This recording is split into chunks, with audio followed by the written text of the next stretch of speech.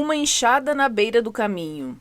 Este espaço é destinado a todos aqueles que não estão contentes com os conceitos do senso comum sobre as coisas do mundo.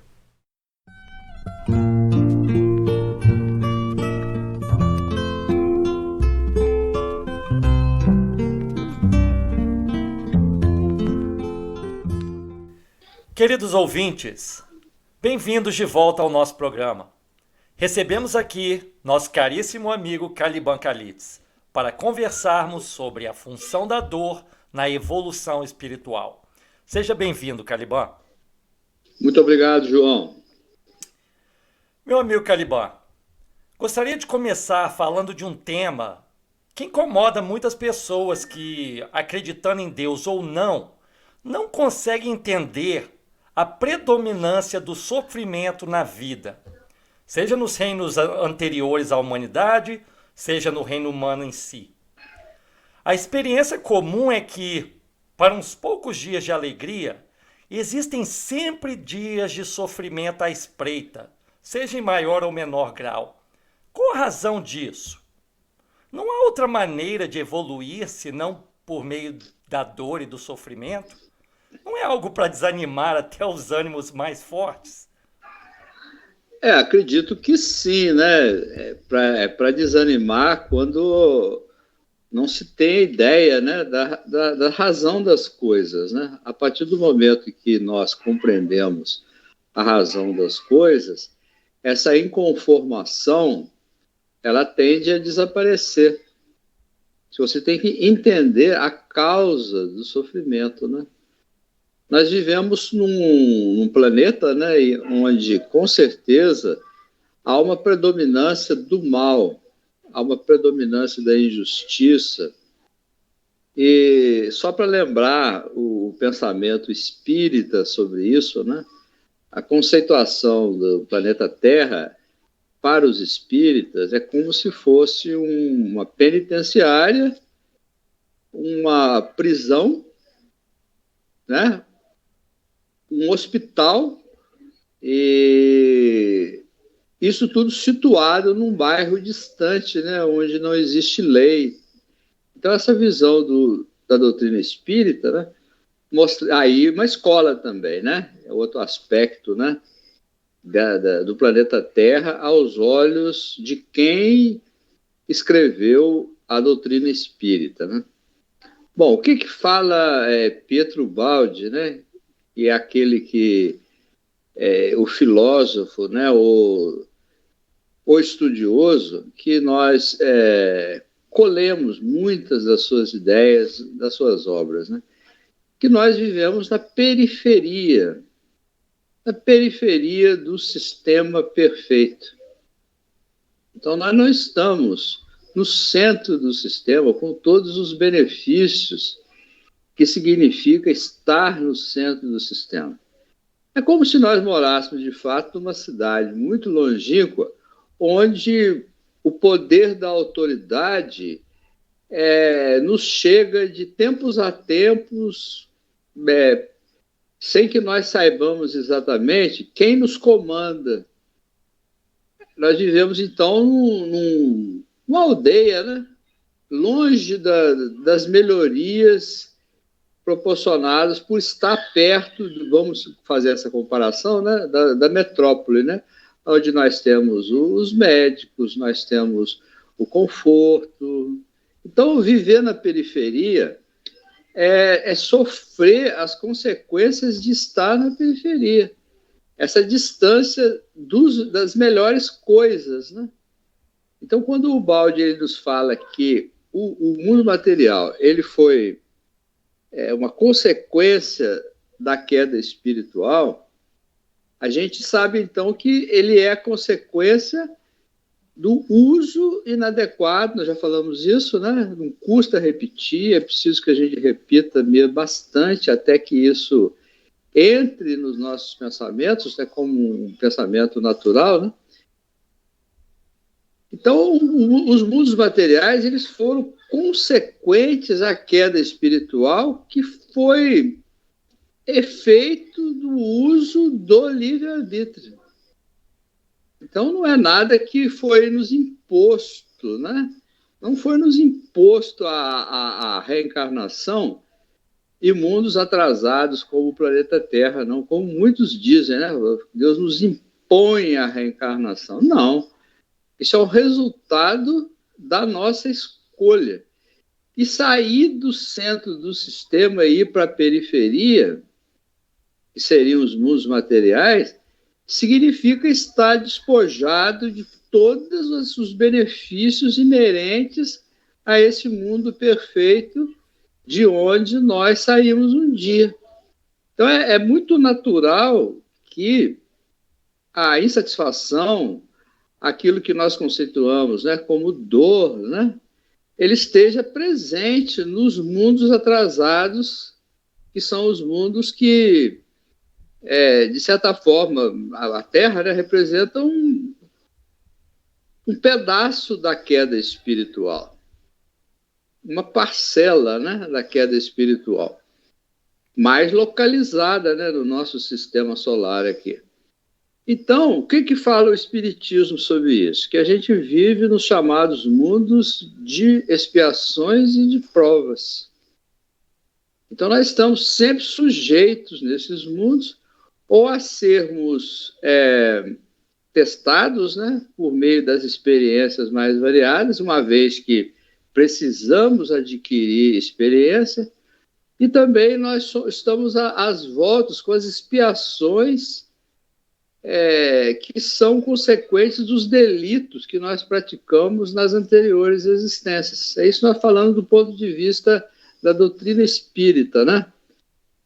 Mas, quando nós falamos de queda espiritual, nós não estamos nos restringindo à queda espiritual tão somente na espécie humana, que para nós é mais compreensível entender isso, né? Tem muita gente que fala assim, não consigo compreender a queda. Basta você olhar o seu dia a dia e você compreenderá. Só se você olhar para a sociedade ao seu redor e você observar que as leis não são cumpridas, né? O crime prospera, existe violência, existe injustiça, né? Então, para isso, viver é, de certa forma, sofrer as consequências de estar nesse lugar de bandoleiros, nesse lugar aí, como se fosse um velho oeste sem lei, né?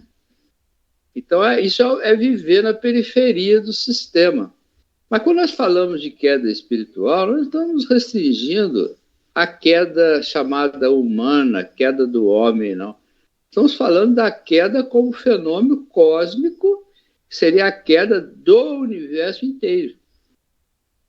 Então, André Luiz, pela psicografia de Chico Xavier, vai falar da necessidade da chamada dor-evolução, que é a única maneira de despertar as potencialidades ocultas que foram adormentadas, que foram adormecidas quando houve a queda, que a gente já falou, que seria o desmoronamento das dimensões ou perda de qualidades hierarquicamente superiores, né?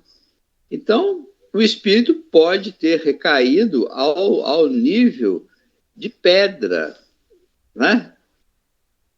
A gente acha estranho, mas pedra, Caliban, né? Pedra, você não está exagerando, não, se falar pedra. Eu poderia até dizer átomos, né? Sim, há essa possibilidade. Bom, o próprio Cristo, ele não vai nos dizer, em determinada ocasião, ele não vai dizer assim, dessas pedras eu poderia fazer filhos de Abraão, se assim quisesse. Olha que ensinamento que ele está dando, né? Porque os fariseus diziam, nós somos filhos de Abraão. Aí ele dizia assim, né? Pois é, eu posso fazer dessas pedras filhos de Abraão. Porque ele está falando, então, implicitamente, nessa linguagem bastante oculta para a época, né? Está falando do fenômeno evolutivo, ou seja, que a pedra pode se transformar em filho de Abraão, né? Ela pode se transformar. A gente está falando, então, de transformação. mudança de forma, né?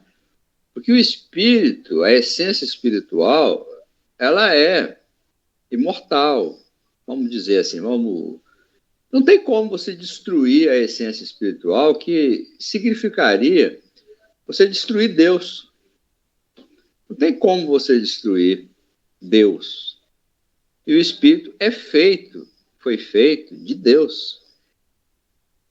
Nós fomos criados à sua imagem e semelhança e saímos de, como nós vamos dizer, de dentro dele, não tem outro lugar, porque fora dele nada há, né?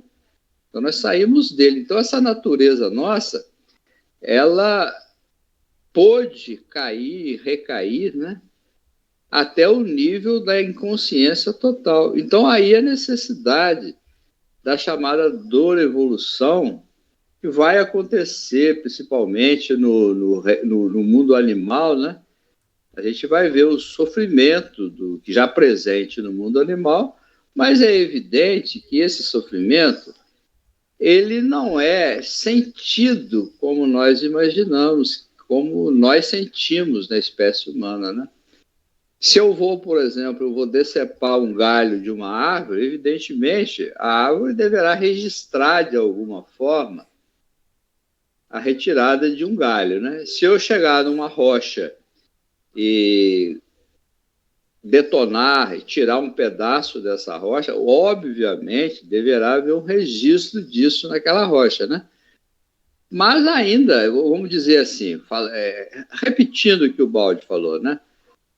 A pedra sabe, mas não sabe que sabe, que ela está dormindo, né? O vegetal também sabe, mas não sabe que sabe. E no mundo animal, nós vamos ver que o animal, ele também sabe, e muito mais do que no reino vegetal, né? Do que no reino mineral, mas também não é dotado do senso que nós temos, da sensibilidade de sentir aquilo como a dor, como sofrimento, né? Apenas na espécie humana em diante é que nós somos capazes de registrar essas coisas que nos acontecem desfavoravelmente, né, como sofrimento, como desconforto, né? Com relação a isso até que a gente estava falando, sobre se o animal pensa, se a pedra pensa, né? Não, é lógico que não, né? Ela não pensa, porque ela não tem cérebro para pensar, não é verdade? Ela não pensa como a gente imagina, mas alguma coisa dentro dela sabe. A gente já falou sobre isso, né? Sobre o aspecto da imanência da divindade, né? O livro Enigmas da Psicometria, de Ernesto Bozano, ele faz um registro interessante sobre essa questão na psicometria, não sei se vocês sabem o que é isso, né?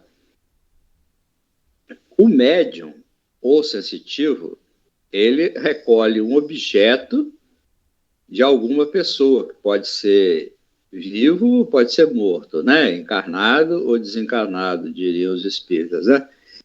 Então ele recolhe um objeto, e qual que é a finalidade daquele objeto? Colocar-se em contato com o seu possuidor. Essa é a finalidade. Então, se o sensitivo ele toca, né, aquele objeto, ele faz a psicometria, a leitura psicométrica, ele pode decifrar a personalidade do possuidor. Só que o Bozano registra algumas experiências muito interessantes com relação, por exemplo, a rochas. Tá? Muito curioso isso, né? Que o indivíduo lá ele vai entrar em contato com um pedaço daquela rocha e consegue o psicômetro, são experiências bastante catalogadas e tudo, né? E que há a descrição de todos os fenômenos geológicos pelos quais passou aquela pedra. É uma coisa muito interessante. E aí o Bozano faz a indagação, né, a respeito da existência dessa onisciência na natureza, dessa onipresença também que ele vai, então, né, dizer que é o Deus imanente que está presente, né, naquela rocha, né? Com que ou com quem o psicômetra estaria em relação? Com a alma que está na pedra? Com outro? O que está na pedra? Que mente está na pedra, né? Que, de certa forma, lhe conta a sua história. E tem uma experiência muito interessante também dos nativos norte-americanos, eu não me lembro qual tribo exatamente que tinha. Eu até andei pesquisando esse livro para ver se achava esse relato, de que determinados índios, né, os nativos aí dos Estados Unidos, né, lá dos Estados Unidos, eles, antes de cortar uma árvore, segundo os rituais deles, né, antigos, transmitidos de pai para filho e tudo, eles dão as costas para a árvore e depois vão subitamente até a árvore e cortam, então, decepando, porque eles não querem, segundo a crença deles, que a árvore sinta que vai perder, né, a vida. Olha que coisa interessante, né?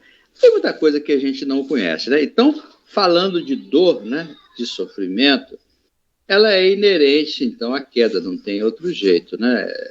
Se nós temos a felicidade e todas as perfeições no caminho, no final do caminho da evolução, é natural que se nós andarmos no caminho oposto, nós vamos colher espinhos, né? Nós vamos pisar em pedregulhos pontiagudos, nós vamos sofrer, nós vamos ficar na escuridão, e quem anda na escuridão não sabe onde anda, né? Quem anda em trevas não sabe onde anda. Então você pode, sim, ter muitos riscos de sofrimento, né, necessários e, vamos dizer assim, absolutamente coerentes com a escolha que foi feita do livre-arbítrio. Obviamente que o caminho de retorno, ele é um caminho difícil também, né? Se você pratica o mal e depois você tem necessidade de resgatar, é óbvio que não vai ser agradável, né? Essa libertação do próprio erro, né? Então a dor, ela faz parte, sim, digamos assim, da premissa, né, da própria evolução. A evolução, evoluir é sofrer. Evoluir é você abandonar um estado anterior, inferior, né? E se colocar na condição de retomar uma habilidade superior, digamos assim, um novo corpo, né? E isso traz dor. Então, da mesma forma, aqui na Terra, né, a mulher vai dar à luz, ela sente dor, né, as dores do parto, né? E é uma vida que vai surgir, né? Uma vida que vai vir do corpo dela, né? Mas vem com dor, que é inerente, então, a queda e dor. Não tem como você afastar uma da outra. Não tem possibilidade. E até seria estranho que não fosse assim, né? Suponhamos que não existisse nenhuma trava de segurança dentro do sistema, né? Que nós pudéssemos praticar o mal livremente, né? Sem sofrermos absolutamente consequência dos nossos atos, né? É evidente que ninguém se emendaria, né? Ninguém aprenderia. Então é necessário, todas as vezes que nós infringimos a lei, que o caminho de retorno à lei seja pontilhado de sofrimentos. Mas é diferente uma dor e outra dor, né? A dor, enquanto nós caímos, ela nos machuca e não há consolo. Pelo contrário, né? A dor, ela parece aumentar sem ter uma solução. Quando nós estamos, digamos, no caminho involutivo, né? Por outro lado, a dor, no outro sentido, ela nos liberta. é uma dor nova que substitui aquela dor antiga, mas tem uma compensação, que é a melhoria de estado, que vem a seguir.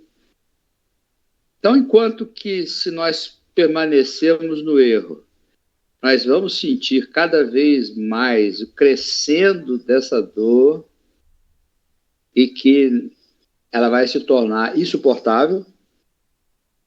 Então, é impossível você caminhar contra a lei e não sentir dor.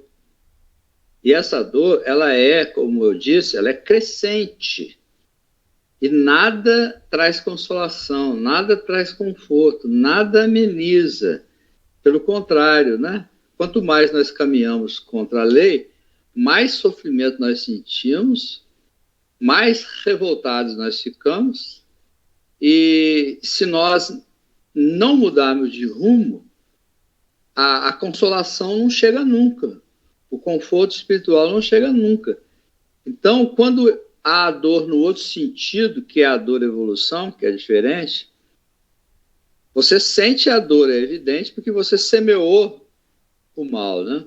Mas, à medida que você sente essa dor, você se liberta.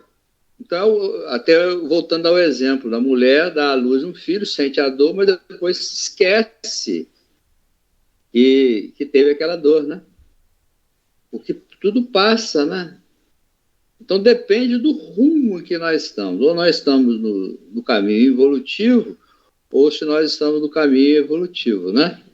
E as sensações vão ser completamente diferentes, né? Por isso que os santos, né? A gente diz assim, eles sofrem tanto, como é que eles aguentam? É porque eles têm as compensações, que nós não vemos, né? Evidentemente, né? O santo sofre, mas aquele sofrimento purifica a alma dele. Ao passo que aquele outro que se mantém na revolta, ele sofre, mas não tem o aplacamento, né? Daquela dor que parece aumentar cada vez mais, né? Então, de um lado, não tem solução. E de outro, tem solução, tem fim, né? É uma dor que tem fim quando nós estamos no caminho evolutivo, né? E no caminho evolutivo, a dor não tem fim, né? Ela vai aumentando cada vez mais, né? Quanto mais nós... É só nós imaginarmos aí que eu quero calçar um sapato abaixo do meu número, né? E alguém consegue ficar caminhando com um sapato abaixo do seu número? Não consegue, né? Os pés vão doer, não é verdade? E tem jeito de não doer? Não tem jeito, a não ser que você fique sem sapatos, né? Aí você pisa na brasa, você pisa no espinho e tudo, né? É mais ou menos o que acontece conosco na nossa trajetória, né? Por isso que a dor, ela sim, né? Ela desafia o ânimo dos mais fortes, né? Desafia, mas se esse mais forte ele entende as razões, o importante é entender as causas. Primeiro, entender que não foi Deus que é o responsável, teria sido responsável pela sua dor, né? E segundo, é entender que não foram os outros os responsáveis, né? Os males que você tem, o responsável é você mesmo, né? É você que é o que engendrou aquela situação, né? Mesmo nas dores coletivas dos povos, vamos falar assim, né? Eles não estariam naquela condição ali se esse nosso planeta não fosse um planeta atrasado.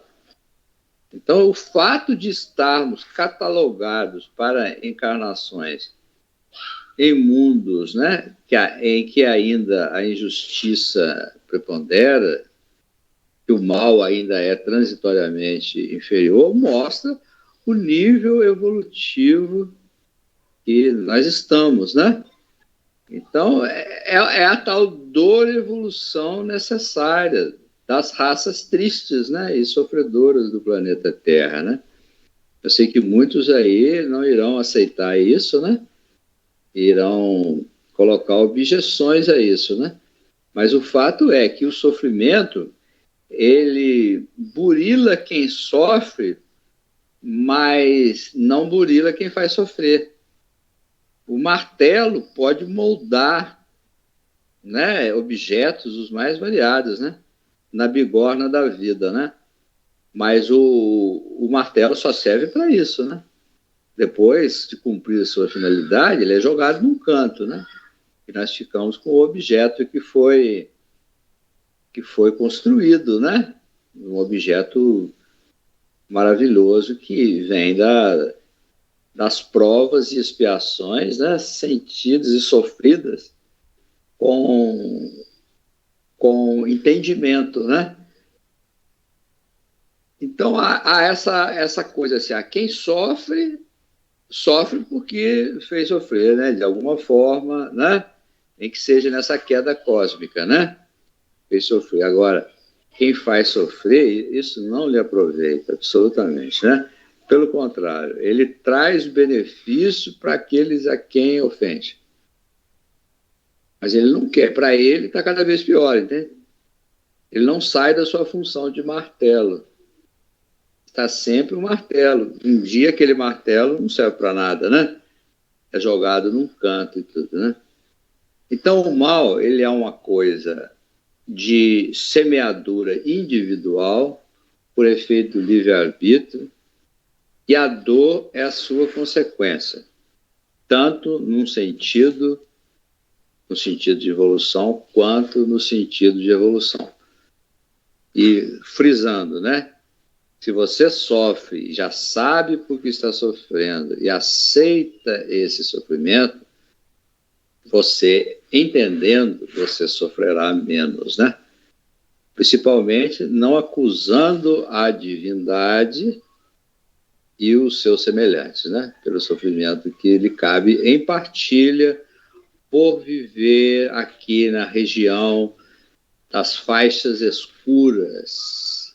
E é assim que os espíritos superiores, né, chamam o nosso planeta, né? A região das faixas escuras. Caliban, isso que você falou nos faz pensar na seguinte questão, que é a questão do perdão. Pergunto, será justo sofrermos pela violação de uma lei da qual muitos não conhecemos e menos ainda nos lembramos de como a violamos? Não existe perdão para essa ignorância nossa? As pessoas dizem isso, né, que não se lembram, né, não se recordam, então qualquer sofrimento seria injusto, né, uma vez que eu não me lembro, né? Mas a estrutura, se existe perdão na lei divina, muita gente fala em perdão, tem a ideia do que eu chamo de perdão borrachão, né? É o sujeito lá, tem lá fez uma coisa errada, aí vem o perdão, né? Seria lá, vai apagando aquilo, né?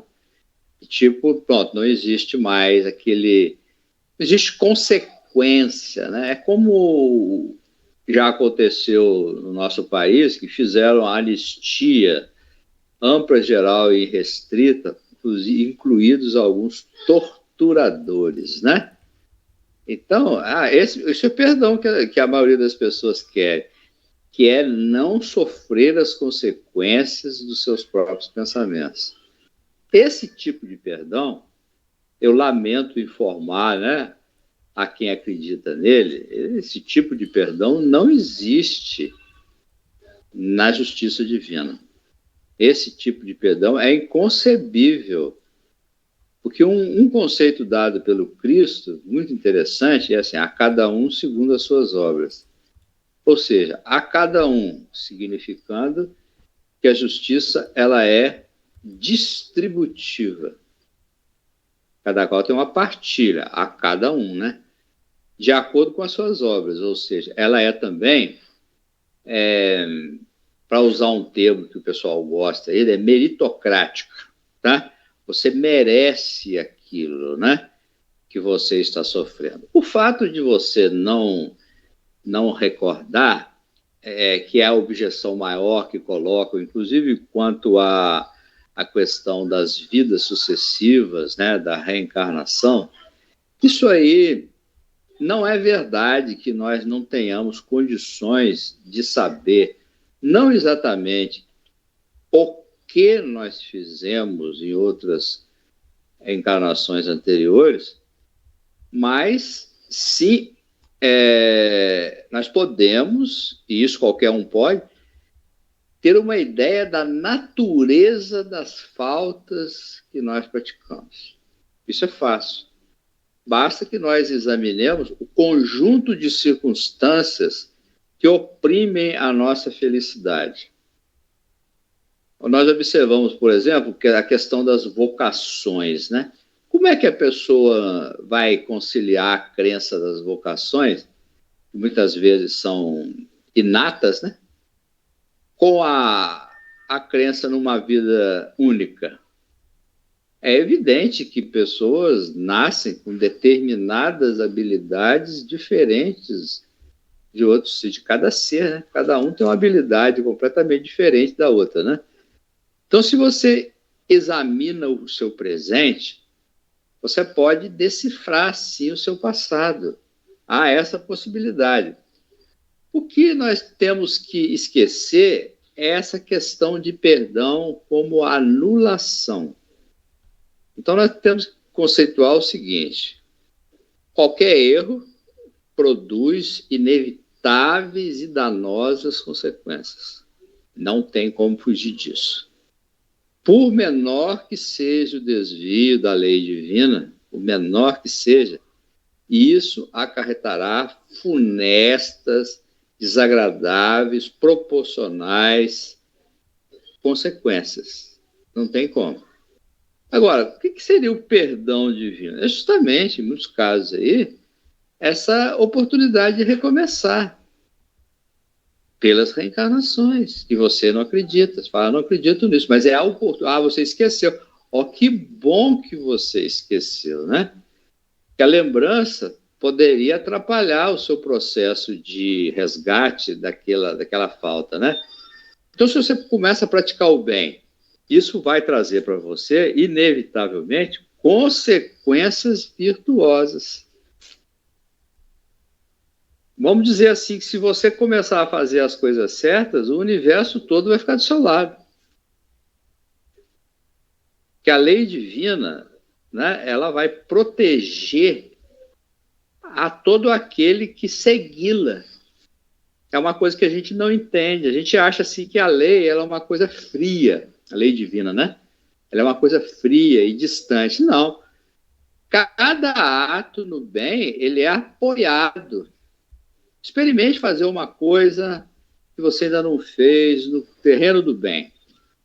Você vai se surpreender com o auxílio que vai chegar, com as intuições que você vai receber, com o apoio que você vai ter. Experimente fazer uma coisa errada também. Imediatamente você vai sofrer, né, as consequências disso, né? Se você faz mal para os outros, no mínimo uma cara feia você vai ter de retorno, né? Não vai ser uma coisa agradável, né? Então, o perdão, na verdade, ele não anula o erro que você praticou. Aquele erro, ele é como se fosse a trajetória. Vamos lembrar da história da trajetória, né? A trajetória de um corpo. Que uma vez disparada essa trajetória, ela vai até o esgotamento da sua energia original. Então, ela vai produzir um movimento cinético, né? E vai até a conclusão, ou seja, os males que você fez nas antigas reencarnações foram esses copos que você disparou em várias direções, né? E eles vão te atingir, porque eles vão procurar, inevitavelmente, o emissor. É um outro conceito que a gente não tem. A gente acha que a gente faz o mal, é uma coisa assim que a gente faz contra os outros, né? A gente acha que a gente está destruindo o outro. Não, nós estamos destruindo nós mesmos. Qualquer mal que você fizer, na verdade, para o outro que recebe aquilo ali, vai trazer algum benefício para ele, mas você não. Você não vai ter, não. Você vai receber depois a sua semeadura. Não importa em que época que você fez. Suponhamos que faz 10 mil anos que você fez uma coisa errada lá. Mas você pode receber agora. O que a justiça tem, justiça divina, né, quando nós falamos de justiça divina, é um conceito que nós precisamos aprender, chama-se longanimidade. O que é a longanimidade? É que o cobrador, vamos dizer assim, né, o cobrador que é Deus, ele não é impaciente, não. Ele espera que você tenha condições de quitar aquele débito. Ele não é um cobrador, Deus não é um cobrador assodado, apressado. Ele aguarda. Isso aqui é longanimidade, né? Então, muitas vezes o espírito pratica o mal numa encarnação antiga e demora para sofrer as consequências daquele ato, né?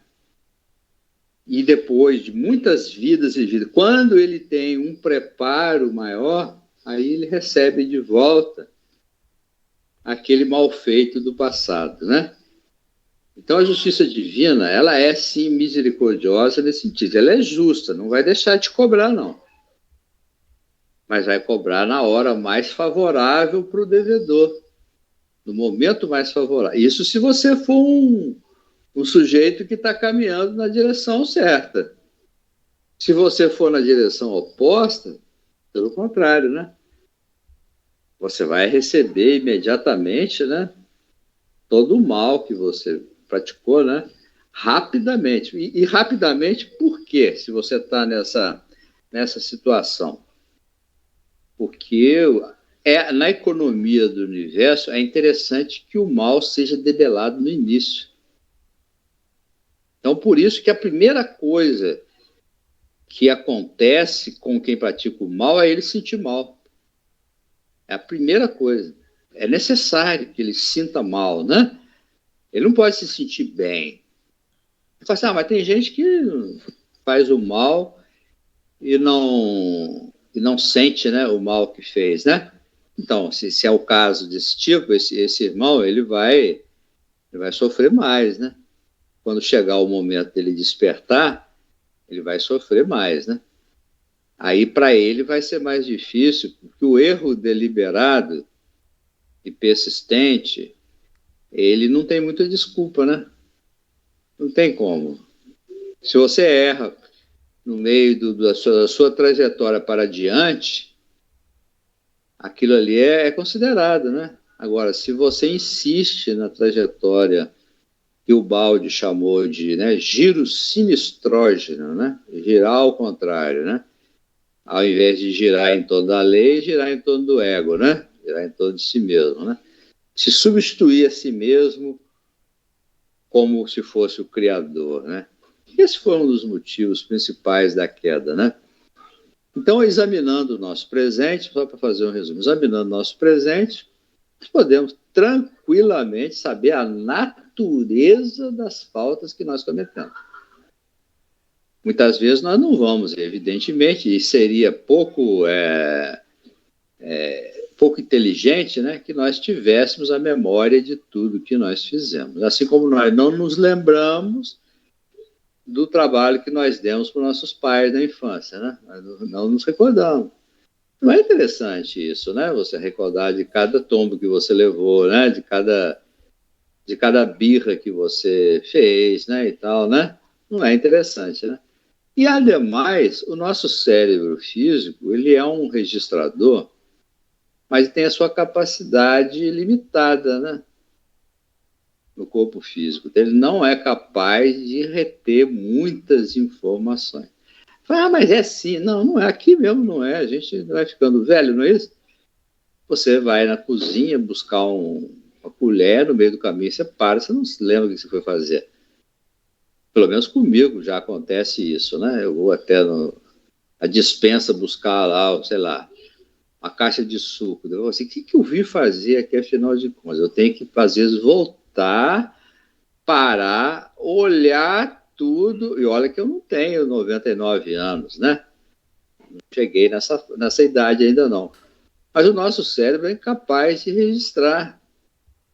Aliás, o nosso cérebro é seletivo, né? Em relação às lembranças, né? Nós não lembramos exatamente de tudo, não é verdade? Você lembra mais ou menos. Está gravado lá, se precisar, você acessa, né? Mas tem acessos que são difíceis, não é verdade? Estão lá escondidos e tal, aquela célula lá já está um pouco acessível, né? E você não consegue. Agora, quando nós falamos no cérebro, do corpo espiritual que preexiste, que é o corpo que nós tínhamos antes de nascer, e é o corpo que nós vamos ter depois que esse corpo material, né, se dissolver, né? Aí sim, aí é um equipamento superior, vamos dizer assim, tá? É um registrador mais categorizado, né, para recordar de tudo. Aí sim nós vamos lembrar.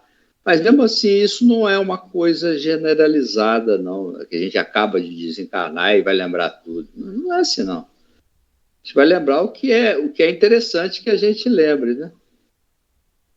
Só para recordar aí de um livro famoso no Espiritismo, né? Eu gosto, já notaram, né? Eu não sou espírita, mas gosto de falar do Espiritismo, né? É interessante isso, né? Então, o livro Nosso Lar, ele relata isso, que a senhora Laura, né, e o Ricardo, que estava reencarnado, nessa época do livro, ele era um menino, tinha uns 9, 10 anos, né?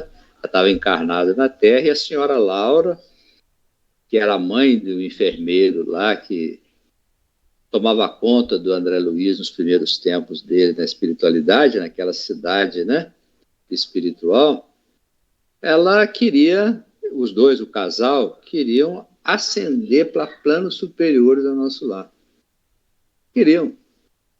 Mas sempre os mentores, eles diziam não, tá?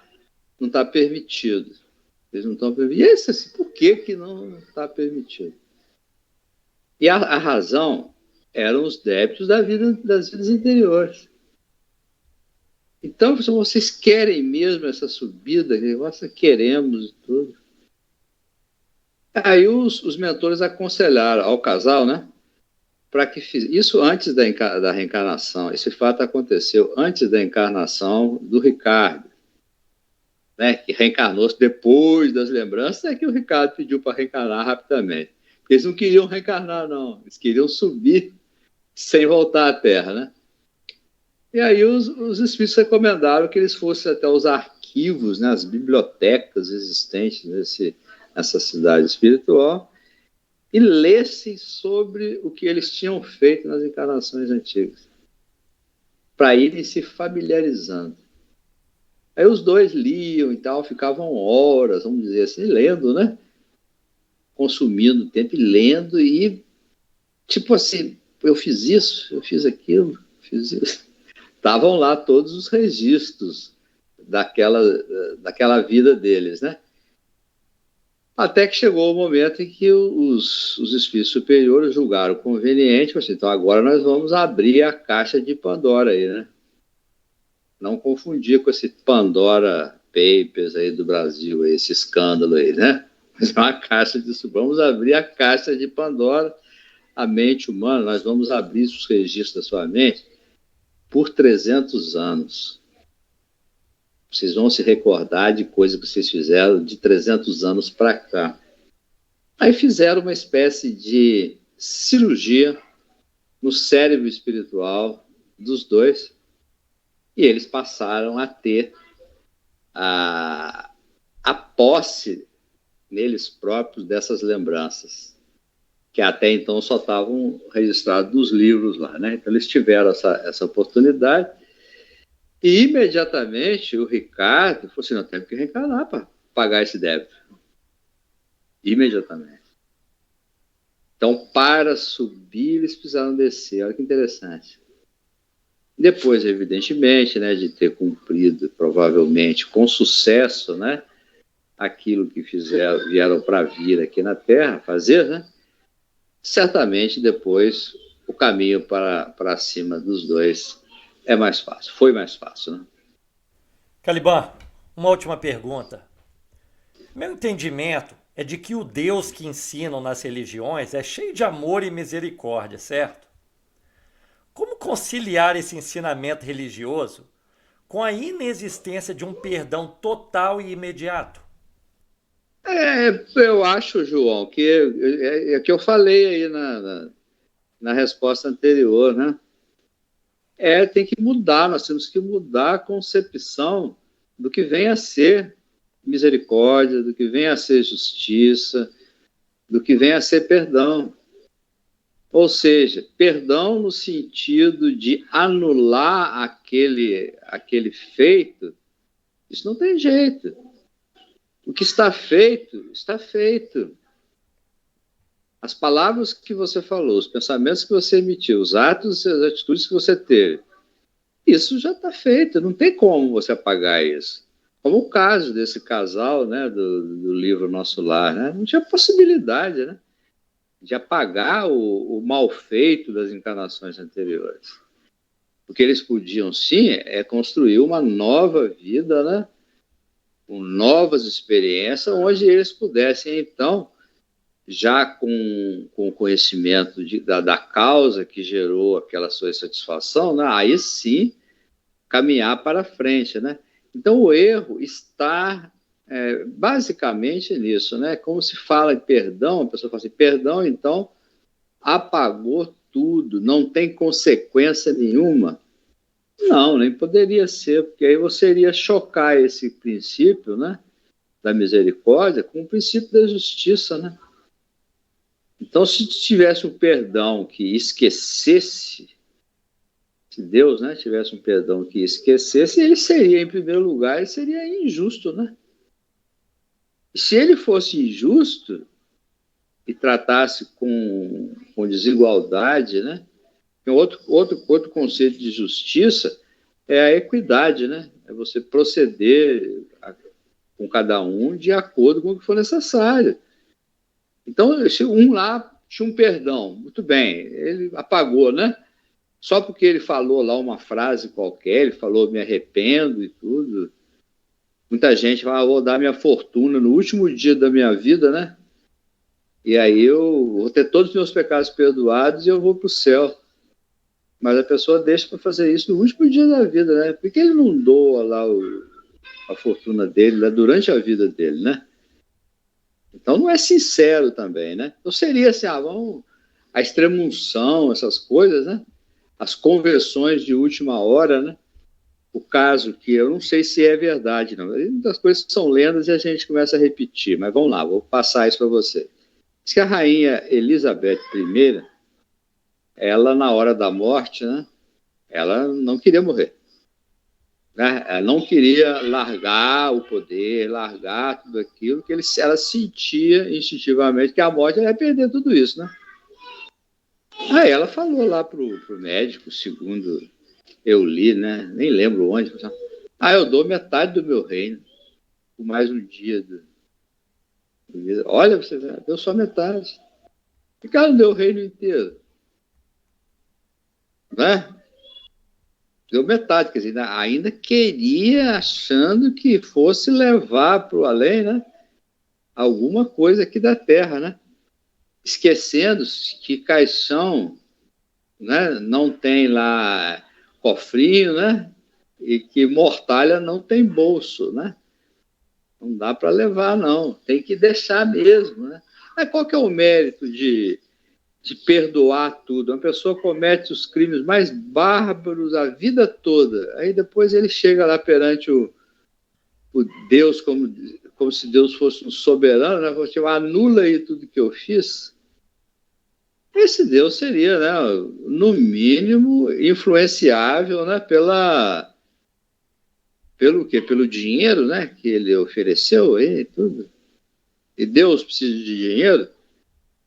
Então, o erro desse negócio de achar que o perdão ele não existe, né, que Deus está sendo cruel, nem Deus é cruel, e também Deus não é injusto, né?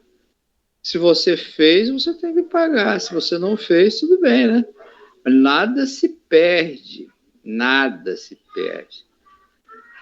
Sempre o seu futuro ele vai ser construído no presente, né? Você está vivendo. Então, pratique sempre o bem. As consequências desse bem que você praticou serão boas e amenizará a sua necessidade de resgate. Você vai resgatar com menos insatisfação. Você vai entender mais por que sofreu, qual o motivo daquele sofrimento, e você não vai se rebelar, né? Conforme esse pensamento, né? É um pensamento intrínseco de rebeldia, você colocar assim que Deus está sendo injusto, né?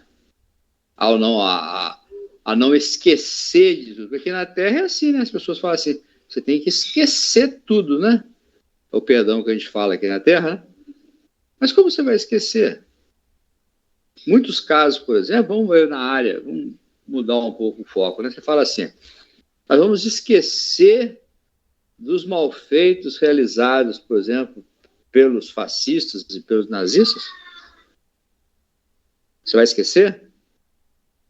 Se você esquecer, o que vai acontecer? Vai acontecer de novo, né? Como está, aliás, acontecendo no mundo, né? Pelo fato de esquecer, né? Muitos esqueceram, né? Então, Deus não é cruel, Deus não é injusto, né? Nós, sim, é que precisamos praticar sempre o bem. Muito bem. Vamos terminando assim mais um programa. Gostaríamos de agradecer, como sempre, os nossos queridos ouvintes pela audiência e, claro, ao nosso caro Caliban Calides pela participação. Muito obrigado e até a próxima. Bom, agradeço. Obrigado, João. E aqui encerramos esse podcast. Muito obrigada por sua companhia. Gostou? Então se inscreva no nosso canal e nos acompanhe. Até logo!